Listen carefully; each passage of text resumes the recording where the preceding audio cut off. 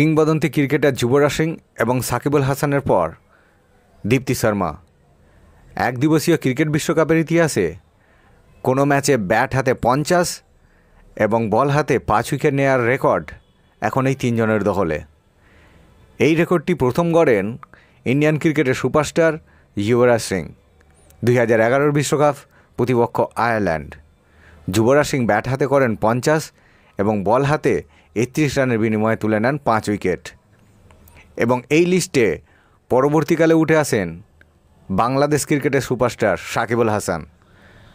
সাকিব আল হাসান 2019 বিশ্বকাপে আফগানিস্তানের বিপক্ষে ব্যাট হাতে করেন 51 রান এবং বল হাতে 29 রানের বিনিময়ে নেন 5টি উইকেট। যুবরাজ এবং সাকিব আল হাসানের পর এই লিস্টের সর্বশেষ সংযোজন দীপ্তি শর্মা।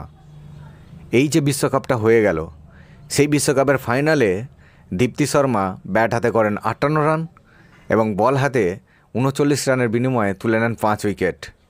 ক্রিকেট বিশ্বের এই রেকর্ড এখন শুধুমাত্র এই তিনজনের দখলেই। দেখা যাক ভবিষ্যতে আর কোনো ক্রিকেটার এই লিস্টে উঠে আসতে পারেন কিনা।